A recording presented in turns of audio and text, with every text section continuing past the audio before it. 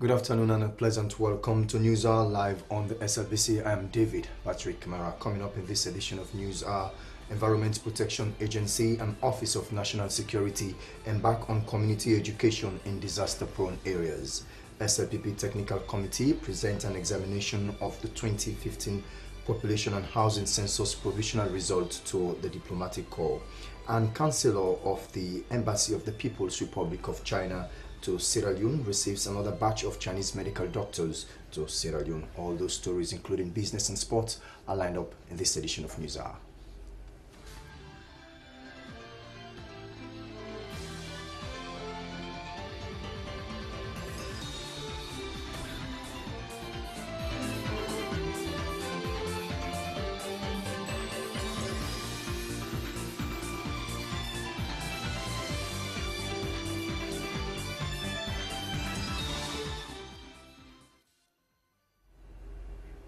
Welcome back for our first story this afternoon. As the rains are already here, the Environment Protection Agency and the Office of National Security have embarked on community sensitization campaign in disaster-prone areas in the western area.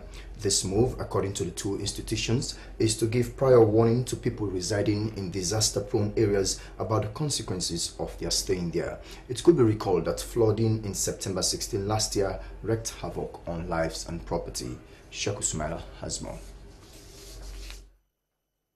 It's now a concern whenever the rainy season commences that the possibility of flooding is high, as Sierra Leoneans continue to reflect on the September 16th flooding, which wreaked havoc on lives and property in the western area. The rains are now here, and alarm is being raised, which has prompted the Environment Protection Agency, EPA, and partners to embark on community sensitization programs in over 30 disaster-prone areas in the western area, with Krabtown community being the first port of call. Even before last year's flooding, the Environment Protection Agency warned inhabitants here to take proactive measures to mitigate the effects of climate change.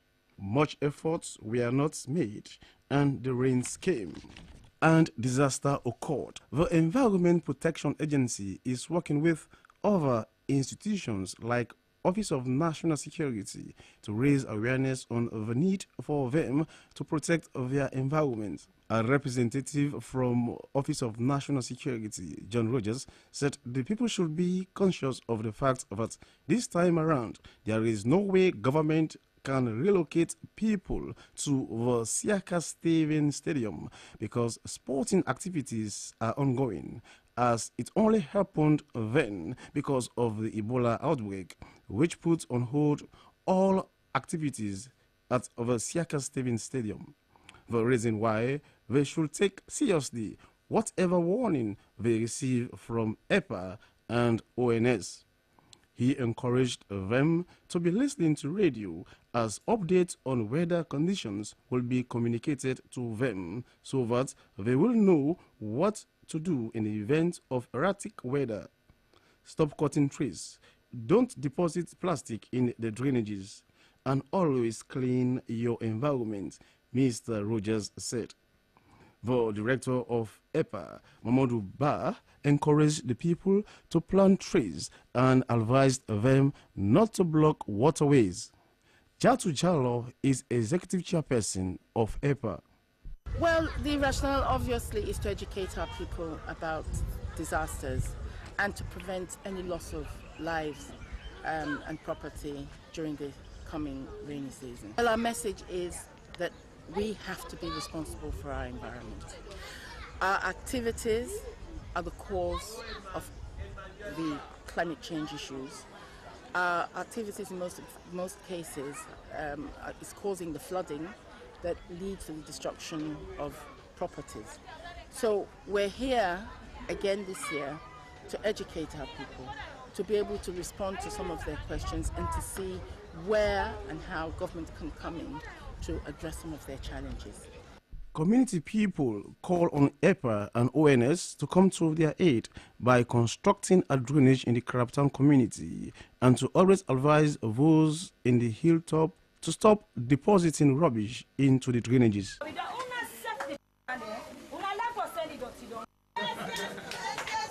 Side back. They don't close inside the water. So the water they don't know. They don't pass. Right now, look at they go so. It's Wawe Western area. Now one dirty box someone has seen. One great dirty box. When I done that street. Where that dirty box they safe. If the rain come, then they put the dirty all can down to we and so. And we were then borrowing at this country so inside this Kittle area. The dirty box told me they pass 5. When they live down on the valley and the problem of the hill, they throw everything to come down in our young community. Actually, we said need for the play a part. Which will depend on the board, we're going to take them away to the point where we will not get bicycle, we're not going to take them. Similar program was held in the Krobe community, where similar messages were disseminated by officials from the Environment Protection Agency. Community people were also given the opportunity to make contributions. The key message was, the rains are here, so take precautions. Sierra Leone has been identified as the second most vulnerable country to climate change, which makes it absolutely necessary to ensure that adaptation and mitigation measures are put in place to protect life and property. Reporting for SLBC News, I'm Sheku Smaila. A technical committee set up by the main opposition Sierra Leone People's Party, SLPP, has presented its assessment of the 2015 population and housing census provisional result to the diplomatic corps. The presentation to the diplomatic corps and the international community was the SLPP's position on the provisional results that were released in March this year. Here is the report. Giving an overview of the significance of the meeting, the chairman of the occasion, Dr. Abbas Cherno-Bundu, said when the provisional results were released in March, the SLPP wrote letters to Statistics Sierra Leone and the National Electoral Commission (NEC), disagreeing with the growth rate in certain districts, especially in the northern region, therefore calling on NEC to put on hold the constituency boundary delimitation. He said NEC referred them to Statistics Sierra Leone and have started the boundary delimitation. Dr. Bundu said they, as a responsible political party, thought it fit to put together a technical report on their position on the 2015 census to the diplomatic corps and the international community, whom he said have put resources to get a credible data that will be used for the development of Sierra Leone. Making a presentation on the cartographic mapping, Moses Williams said every household was to have been visited by Statistics Sierra Leone because of the increase in population and the extinction of some communities in the country, a venture Mr. Williams claimed was not successfully carried out by Statistics Sierra Leone. He claimed that 422 enumeration areas in the Kenema district were reduced to 308, an act Mr. Williams said is unacceptable. Professor Lawrence Kamara, who heads the technical committee of the SLPP, said the recruitment of people he referred to as APC party members as senior officials of SSL is among the factors responsible for the flaws in the provisional results. Professor Kamara said the population growth rate from 2004 to 2015, according to Statistics Sierra Leone, is 2.3%, which they question and see as scientifically inaccurate for a country like Sierra Leone. The professor said the low growth rate in the Kenema, Bo, Moyamba and Western rural districts are clear indications that the provisional data cannot be trusted. We cannot see, for instance, the inconsistencies in the data. And Western number with a rank of 1 is a growth rate of 102.7%. Now, if you want that further, it is even more ridiculous because you have Western rural that has a rank of 11 and has a very astronomical growth rate of 10.5%, as compared with, for instance, Kamara, which has a rank of 8 and has a growth rate of only 3.7%. So we can see by doing several comparisons on this map, you can actually see the several inconsistencies that are there in this population data. Members of the diplomatic corps and the international community thanked the SLPP for putting the report together and said it needs thorough digestion to be able to make a conclusion. But John Callaghan, Deputy Head of Mission of the Embassy of Ireland, said the claims by the SLPP Technical Committee that chiefs were not included in the cartographic work was untrue and that the population of Kenema district actually increased by 22%, which the team did not include in their report. So number one is that the census process was and is being monitored by an international monitoring group. It has 7 census experts, including a technical expert from the UK Department of Statistics and a technical expert from DFID and other representatives from African countries. There are also 7 representatives from national civil society organisations and from academia and the UN family within Sierra Leone. That group, that monitoring group, did write a report on the enumeration process, which they found to be satisfactory. If you look at the percentage weights of all 4 provinces, you will see that there were very small declines in Southern Province and Eastern Province of 1 and 2% each. There was no change in the population weight of the Northern Province as a percentage of the overall population, and there was a small increase in Western area of 2 or 3%. So maybe could the statistician make a comment on that, because that they are in line with the trends that have been going on since the first census in 1965, where the population of the Northern Province decreased significantly and at the expense of Western area, which increased. Another point just to make on the interesting statistics that you had on Kenema district was that although there were definitely chiefdoms where the population decreased, overall as a district, the population of Kenema increased by 22%. But the head of the SLPP Technical Committee, Professor Kamara, said they as a party were even expecting an increase of over 22% in the Kenema district. After several deliberations, Dr. Abbas Pundu said the SLPP will not accept the results and threw an open challenge to SSL to sit and exchange ideas with the technical team of the SLPP to lay the matter to rest once and for all. David Patrick Kamara, SLBC. The Chancery of the Embassy of the People's Republic of China to Sierra Leone, Zhao Kai-shen, has applauded the outgoing Chinese medical team for the humanitarian services to strengthening the health sector in Sierra Leone. He made the applause while welcoming the new batch of Chinese medical team at the Jue Hospital. Joseph Stanley reports. According to Mr. Sheng, this year is the 46th anniversary of the diplomatic ties between the two countries, and that the 8 batches of Chinese medical team have so far been sent to Sierra Leone. The Chancellor expressed appreciation to them for their viable contribution to the health sector, especially during the Ebola outbreak. He pledged the Chinese government commitment to support the government of Sierra Leone in the post-Ebola recovery plan, as it is in line with government's agenda for prosperity. This year marks the 45th anniversary of the establishment of the diplomatic ties between China and Sierra Leone. China has sent 18 batches of doctors and nurses to Sierra Leone in the past years. It is the Hunan province of China who takes these responsibilities.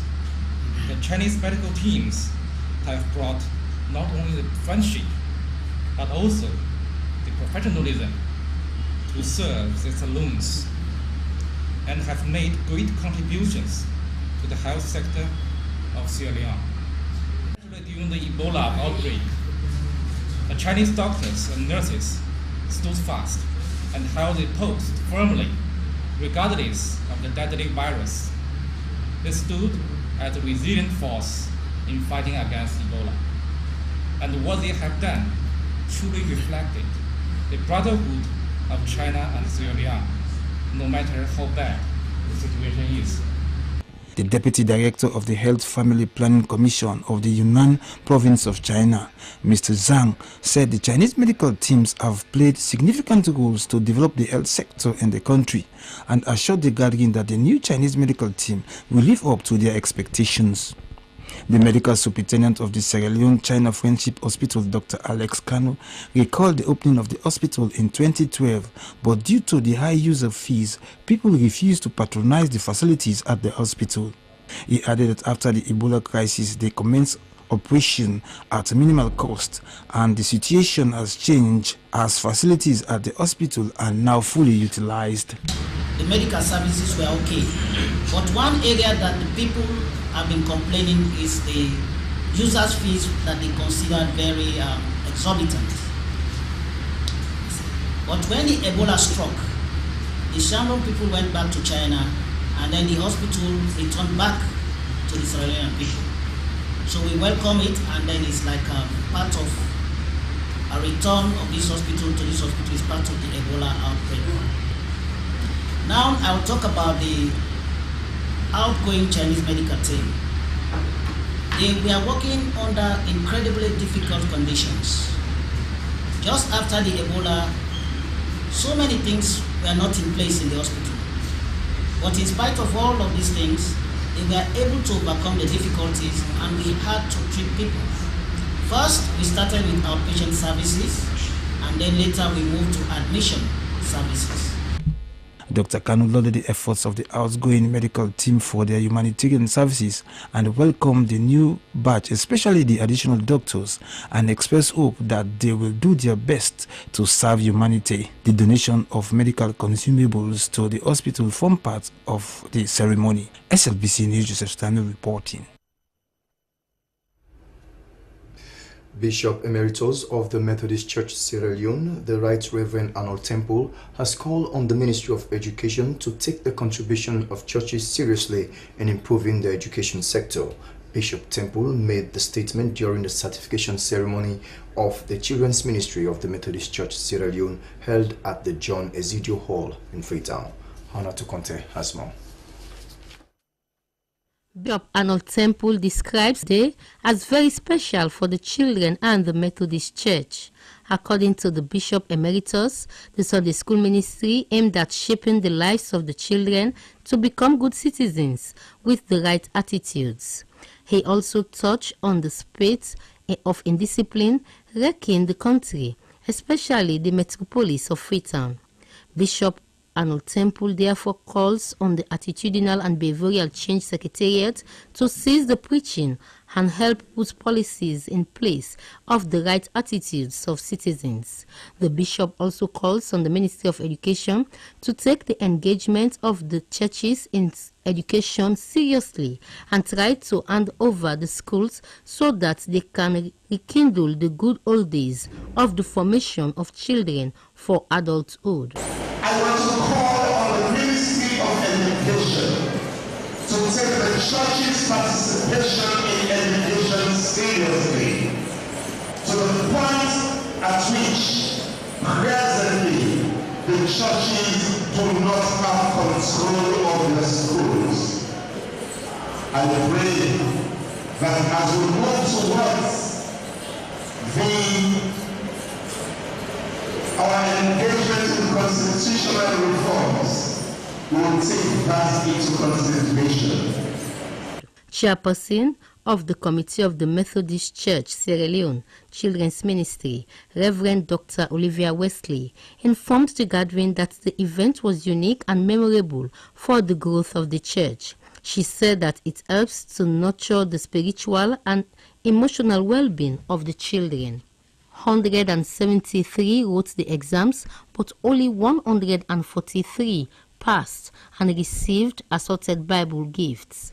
Secretary of Conference, Reverend Bob Williams, and the Chairman of the Western District Synod, Reverend Arnold Achakambul, called on the children to be steadfast and treat the Sunday school program with seriousness. Chairperson of the occasion, Reverend Selena Pratt, says Sunday school, besides the scriptures, can help build children holistically to be able to serve humanity, hence describing the Sunday school program as significant for the children.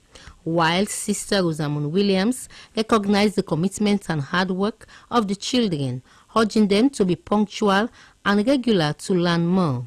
She discourages the children from letting the worldly desires take dominion over them, but also strives to be on the side of God. Madam Williams assures the gathering that there is a room for the great and lowly, the rich and the poor, the weak and the strong. She therefore urges the children to learn and put into practice the moral lessons acquired from the Sunday school program. Public Relations Officer, Sierra Leone Maritime Administration, Kadiatu Kamara, has called on coxswains to adhere to sea safety regulation to prevent sea accidents. She made the call during the training of coxswains at Bonth. Doreen Kaloko sent in this report. These coxswains were trained on navigational skills, survival techniques, search and rescue at sea with the aim to prevent sea accidents. The Public Relations Officer, Sierra Leone Maritime Administration, Kadiatu Kamara, said that capacity building of local boat owners is key to address sea accidents and to protect their lives and properties at sea. She said that they have been conducting similar trainings for coxswains nationwide. Madam Kamara said that the trainings looked at the principles and values of maritime safety, the importance of having first aid kits at sea, and the use of life jacket, which are basic standards. She spoke about the institution's stance to ensure that passengers comply with rules and regulations governing sea. Because we notice, say, then coxswain they are people we need for know exactly the basic navigational skills them. They need to get knowledge over the outboard machine. They need to know the survival techniques them. They need to know the search and rescue operations in the event something happen at sea. So all them things they are not like we just need to explain. We need to can teach them and practicalize them as well. That is the reason why we can abond them after the training. We give them certificates where they qualify them for going at sea and then captain them, boats them. Safety Inspector Maritime Administration Alfred Keferson spoke about the importance of safety. Captain Musa Fofana commended the Sierra Leone Maritime Administration for such a laudable venture.